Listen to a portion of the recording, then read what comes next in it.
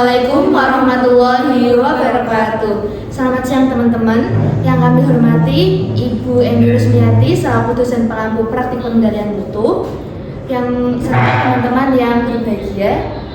Jadi berdirinya kami di sini akan mempresentasikan mengenai analisis pengendalian mutu pada objek yang diamati, yaitu Mylar Armchair. Perkenalkan, nama saya Nelly Handayani Ningtyas dengan NIM A01325045. Saya Rizka Safitri dengan NIM 34. Saya Adelia Loren dengan NIM 57. Saya Indah Indraningrum dengan NIM 55. Dan saya Siti Tulisa dari NIM 52. Lanjut. Yang pertama adalah latar belakang. Kualitas produk menjadi faktor utama dalam menjaga kepuasan pelanggan dan meningkatkan daya saing industri furnitur. Oleh karena itu, pengendalian mutu diperlukan untuk mengidentifikasi penyebab cacat, mengevaluasi proses produksi, serta menentukan upaya perbaikan agar kualitas produk tetap terjaga. Objek yang kita amati yaitu Mylar Armchair. Fokus analisisnya yaitu ada check sheet, Pareto, Fishbone, FMEA, SPC, dan kapabilitas proses. Selanjutnya, rumusan masalah. Pada penelitian ini terdapat 5 rumusan masalah. Yang pertama, mengetahui jenis-jenis cacat yang terjadi pada produk Mylar Armchair. Yang kedua, mengetahui cacat yang paling dominan. Yang ketiga, mencari penyebab utama terjadinya cacat. Keempat, mengetahui apakah proses produksi sudah terkendali atau belum. Dan yang kelima, menilai kemampuan proses produksi berdasarkan nilai CP dan CPK. Selanjutnya ada dasar teori. Pada penelitian ini digunakan 6 metode. Yang pertama, check sheet digunakan untuk mencatat data cacat produk. Yang kedua, diagram Pareto digunakan untuk menentukan cacat yang paling dominan. Yang ketiga, Fishbone diagram digunakan untuk mencari akar penyebab cacat. Yang keempat, FMEA digunakan untuk menentukan prioritas perbaikan berdasarkan resiko. Yang kelima, ada SPC untuk memantau kestabilan proses produksi. Dan yang terakhir, ada kapabilitas proses digunakan untuk menilai kemampuan proses memenuhi spesifikasi.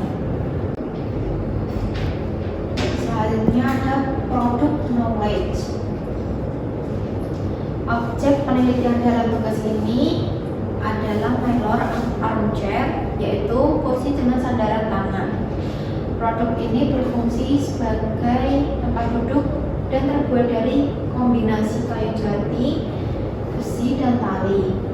Dimensi produknya yaitu 560 x 560 x 860 mm. Komponen utamanya terdiri dari dudukan, sandaran tangan, kaki kursi, dan rangka besi. Selanjutnya ada alur produksi Mylar Armchair. Proses produksi Mylar Armchair terdiri dari 8 tahapan. Yang pertama, ada pemilihan bahan baku, kayu dan bahan penunjang dipilih sesuai standar kualitas. Yang kedua, ada sortir. Bahan dipilih dan dipisahkan dari kayu yang cacat. Dan yang ketiga, pemotongan. Kayu dipotong sesuai ukuran dan kebutuhan. Yang keempat, ada pembentukan. Kayu dibentuk sesuai desain produk. Yang kelima, ada assembly. Komponen dirakit menjadi satu kesatuan produk. Yang keenam, ada penghalusan. Permukaan kayu diamplas agar halus dan siap finishing. Yang ketujuh, ada quality control. Produk diperiksa kualitas dan rasanya. Selanjutnya ada pengolahan data. Yang pertama, check sheet. Tahap pertama adalah membuat check sheet. Check sheet digunakan untuk mencatat jumlah setiap jenis cacat yang ditemukan selama pemeriksaan. Kami memeriksa 50 produk. Yang diperiksa terdapat 36 produk cacat dan 14 produk baik. Cacat yang paling banyak ditemukan adalah mata mati. Kemudian cacat mati sebanyak 10 produk, cacat kulit kayu ada 8, cacat pecah proses pengerjaan ada 6, jenis cacat salah proses konstruksi ada 5, cacat salah sambungan ada 4, yang terakhir cacat doreng ada 3. Dari ceksit ini dapat diketahui bahwa cacat mata-mati merupakan cacat yang paling sering muncul. Selanjutnya ada identifikasi cacat. Dari hasil observasi kami menemukan 6 jenis cacat yang sering muncul. Yang pertama adalah cacat mata mati, yaitu terdapat mata kayu mati pada permukaan. Kedua, cacat kulit kayu, yaitu masih terdapat bagian kulit kayu yang belum terbuang sempurna. Yang ketiga ada pecah proses pengerjaan, yaitu retak pada kayu saat proses produksi. Yang keempat, salah proses konstruksi, yaitu posisi atau pemasangan komponen tidak sesuai desain. Lalu ada celah sambungan, yaitu terdapat jarak pada bagian sambungan sehingga sambungan kurang rapat. Yang terakhir doreng, yaitu warna finishing tidak merata. Selanjutnya ada diagram Pareto. Setelah data ceksit diperoleh, kami mengolahnya menggunakan diagram Pareto. Tujuan diagram Pareto adalah mengetahui jenis cacat yang paling dominan sehingga dapat dijadikan prioritas perbaikan. Batang menunjukkan jumlah cacat, sedangkan garis menunjukkan presentasi kumulatif. Dapat dilihat bahwa cacat mata mati memiliki frekuensi tertinggi yaitu 10 atau sekitar 27,78% dari seluruh cacat. Karena memiliki persentase terbesar, maka cacat mata mati menjadi prioritas utama yang harus diperbaiki terlebih dahulu. Selanjutnya yaitu pengolahan data. Fishbone diagram. Fishbone diagram sendiri digunakan untuk mengidentifikasi faktor-faktor yang menjadi penyebab terjadinya cacat pada produk Mylar and KM. Berdasarkan diagram Pareto, cacat mata mati memiliki frekuensi paling tinggi, sehingga pada Fishbone diagram kami menganalisis faktor-faktor yang menyebabkan mata mati. Yang pertama yaitu disebabkan oleh material, yaitu kayu memiliki banyak mata mati sejak bahan baku, mutu kayu tidak seragam, dan bahan baku tidak sesuai spesifikasi. Yang kedua disebabkan oleh metode. SOP inspeksi bahan baku belum diterapkan secara konsisten. Proses sortir kayu kurang optimal dan pemeriksaan sebelum produksi kurang menyeluruh. Faktor yang ketiga yaitu disebabkan oleh manusia, yaitu operator kurang teliti saat memilih kayu, kurangnya pengalaman dalam mengidentifikasi cacat kayu, dan pelatihan mengenai quality control masih kurang. Faktor yang keempat yaitu pengukuran. Standar inspeksi mata mati belum jelas, checklist inspeksi bahan baku belum digunakan, dan kriteria penerimaan cacat mati tidak konsisten.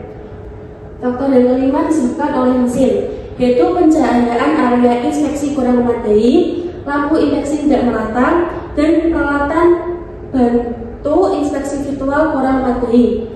Faktor yang terakhir disebabkan oleh lingkungan, yaitu pencahayaan kurang sehingga cacat sulit terlihat, area produksi berdebu, dan kelembapan tinggi mempengaruhi kondisi kayu. Berdasarkan hasil analisis, faktor material menjadi penyebab utama karena kualitas kayu yang digunakan belum memenuhi standar, sehingga berpotensi menimbulkan berbagai jenis cacat pada produk.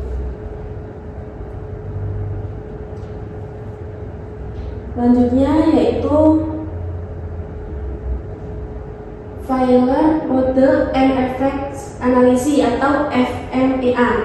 FMEA digunakan untuk menentukan tingkat risiko setiap proses sehingga dapat diketahui prioritas perbaikan.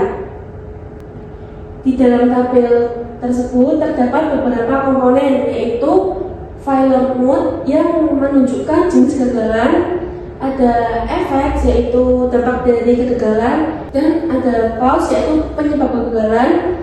Kemudian terdapat nilai service atau S, dan juga ada occurrence atau O, dan deflection atau D. Nilai tersebut dihitung menggunakan rumus RPM, yaitu S atau severity dikalikan dengan O dan dikalikan dengan D. Sebagai contoh yaitu pada proses penerimaan bahan baku, yaitu kayu bermata-mati lolos seleksi. Kaosnya bahan baku tidak sesuai dengan spesifikasi. Nilai O-nya yaitu 6. Kontrolnya yaitu pemeriksaan visual bahan baku. Nilai D-nya yaitu 5. Nah, dari tadi kan rumus RPL-nya yaitu S dikalikan O dikalikan D. 8 dikali 6 dikalikan 5 sehingga RPE-nya memiliki nilai 240. Jadi rekomendasi perbaikannya yaitu perketat spesifikasi bahan baku dan dilakukan evaluasi pemasok secara berkala. Selanjutnya yaitu hasil analisis. Nilai RPN tertinggi terdapat pada penerimaan bahan baku yaitu sejumlah 240. Tahap tersebut menjadi prioritas utama untuk dilakukan perbaikan. Selanjutnya itu peta kendali atribut atau P-chart. Peta kendali atribut digunakan untuk mengetahui apakah proses produksi masih berada dalam batas kendali atau tidak. Pada tabel sebelah kiri terdapat data setiap subgrup produksi, kolom jumlah diperiksa menunjukkan banyaknya produk yang diperiksa, sedangkan jumlah cacat menunjukkan banyaknya produk yang mengalami cacat. Selanjutnya pada kolom P yaitu proporsi produk cacat. Nilai P ini menggunakan rumus P sama dengan D dibagi N. D itu jumlah produksi cacat dibagi sama nilai jumlah produksi yang diperiksa. Nah, sebagai contoh, jika terdapat 5 produksi cacat dari 82 produk yang diperiksa, maka rumusnya yaitu 5 dibagi 82 yang menghasilkan P sebesar 0,061. Selanjutnya yaitu CL. CL itu atau garis tengah menggunakan rumus CL sama dengan P sama dengan total cacat dibagi total produksi yang diperiksa. Jadi CL-nya itu 73 dibagi 1334 yang menghasilkan nilai sebesar 0,056. Selanjutnya ada UCL. Rumus UCL yaitu P bar plus 3 akar P bar kurung 1 min P bar dibagi N. Untuk hasil UCL pada subgrup pertama yaitu sebesar 0,130. Selanjutnya yaitu LCL. Rumus LCL sendiri yaitu P bar min 3 akar P bar kurung 1 min P bar per N. Hasilnya yaitu 0. Berikut yaitu hasil diagram dari peta kendali P. Dengan hasil analisis, semua titik berada dalam batas kendali. Tidak ditemukan penyimpangan yang signifikan dan proses produksi masih stabil. Baik, selanjutnya di sini saya akan menjelaskan mengenai pengolahan data peta kendali variabel. Nah, peta kendali variabel ini merupakan alat yang digunakan untuk mengontrol kualitas berdasarkan hasil pengukuran, misalnya panjang, lebar, serta tinggi. Pada kali ini produk yang diukur yaitu produk Mylar Armchair. Nah, di sini pada perhitungan peta kendali variabel ini kami ada tiga sampel, yaitu sampel 1 pada subgrup 1 dengan besaran 560,2, sampel 2 559,8 dan sampel 3 560,1. Nah, kami ini menghitung dari 15 subgrup. Lalu dari berdasarkan sampel-sampel ini, ketiga sampel tersebut dari 15 subgrup, kami menghitung X-bar-nya. Nah, X-bar ini diperoleh dari dari rata-rata sampel 1, sampel 2, sampel 3 pada setiap subgrup. Nah, contohnya pada subgrup pertama, sampel 1 itu 560,2, sampel 2 559,8 dan sampel ketiga yaitu 560,1. Nah, lalu dari perhitungan sampel 1, 2, 3 dibagi 3 karena jumlah sampelnya 3 sehingga memperoleh X-bar pada subgrup pertama 560,033. Hal tersebut dilakukan pada semua subgrup, pada 15 subgrup dengan cara yang sama untuk mengetahui X-bar. Lalu selanjutnya untuk mencari range itu dicari dengan mengukur dengan menghitung selisih nilai terbesar dikurangi nilai terkecil. Nah, pada range pada subgrup pertama itu sebesar 0,4, lalu pada subgrup kedua 0,2. Nah, jika semua data sudah terhitung, kita mencari rata-rata dari X-bar. Nah, rata-rata X-bar dari 15 subgrup yaitu sebesar 560,04, lalu rata-rata range itu sebesar 0,28. Seperti itu. Next. Nah, selanjutnya saya akan menjelaskan mengenai perhitungan X-bar. Nah, pada perhitungan X-bar ini sampelnya masih sama seperti tadi, subgrupnya juga masih sama, subgrup 15 dan sampelnya 1, 2, 3 dengan sampel yang sama. X-barnya dengan perhitungan seperti yang sebelumnya. Nah, untuk menghitung UCL atau batas kendali atas itu dengan menggunakan rumus X bar ditambah A2 dikali R bar, di mana X bar itu 560,04 ditambah A2 nya itu 1,023 dikali 0,280 itu didapat dari R bar perhitungan sebelumnya. Nah, berdasarkan perhitungan tersebut diperoleh nilai UCL-nya sebesar 560,33. Nah,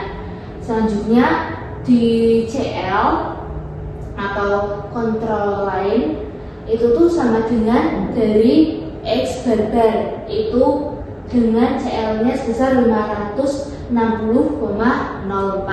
Selanjutnya pada LCL atau batas kendali bawah itu dengan perhitungan X bar dikurangi A2 dikali R bar, di mana X bar-nya itu 560,04 dikurangi A2 nya itu 1,023 dikali R bar-nya itu 0,280 sehingga diperoleh nilai LCL-nya 559,75 dengan grafik X bar, peta kendali X bar sebagai berikut. Nah, jika semua titik berada di antara UCL dan LCL itu berarti prosesnya masih terkendali. Nah, pada grafik tersebut semua titik masih berada di dalam batas, sehingga proses produksi stabil dan tidak ada penyimpangan yang besar. Baik, selanjutnya saya akan menjelaskan mengenai perhitungan peta kendali R. Nah, perhitungan peta kendali R itu masih sama seperti sebelumnya, seperti mirip-mirip perhitungan peta kendali X, di mana subgrupnya itu 15 dan sampelnya ada 3 dengan jumlah sampelnya yang masih sama. Dengan perhitungan R bar seperti sebelumnya. Nah, untuk menghitung UCL atau batas kendali atas pada peta kendali R itu menggunakan rumus D4 kali R bar. Nah, di mana D4 itu nilainya 2,574 dikali R bar-nya itu 0,280 sehingga diperoleh UCL-nya itu sebesar 0,72. Lalu pada CL atau kontrol lain itu diperoleh dari R bar yang tadi itu 0,280. Lalu untuk LCL-nya atau batas kendali bawahnya itu menggunakan rumus D3 kali R bar, di mana D3 itu nilainya 0 dikali R bar-nya itu 0,28 sama dengan nilai LCL-nya 0. Nah, di sampingnya sudah terdapat grafik peta kendali R, di mana semua titik berada dalam batas kendali. Seperti itu. Oke, yang keenam, peta kendali variabel dan kapabilitas proses. Peta kendali variabel digunakan untuk memantau kestabilan dimensi produk, sedangkan analisis kapabilitas proses digunakan untuk menilai kemampuan proses sudah memenuhi spesifikasi.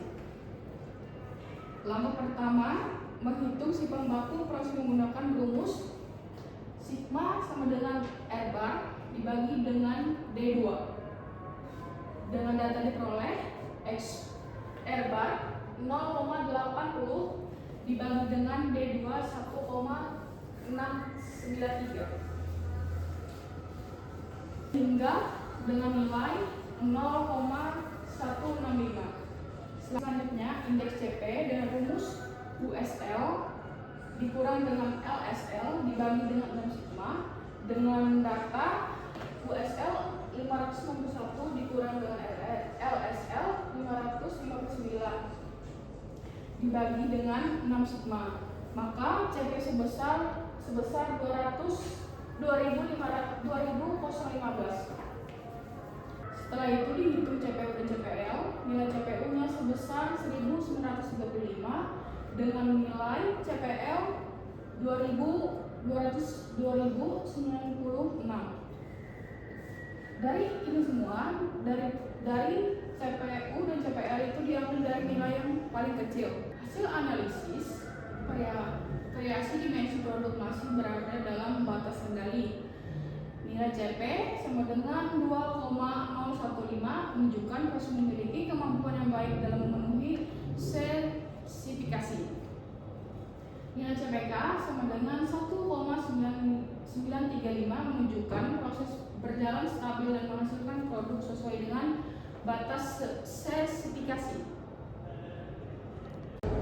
Baik, berdasarkan penjelasan yang sudah dijelaskan sebelumnya, diperoleh kesimpulan bahwa berdasarkan hasil analisis, cacat mata-mati merupakan jenis cacat yang paling sering ditemukan pada produk Mylar Armchair. Nah, hasil fishbone diagram menunjukkan bahwa faktor material menjadi faktor utama terjadinya cacat tersebut.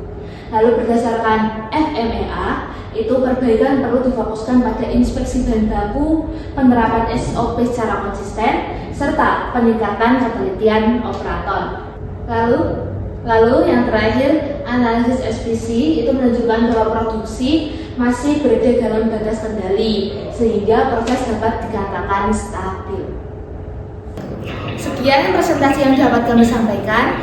Mohon maaf apabila ada kesalahan kata.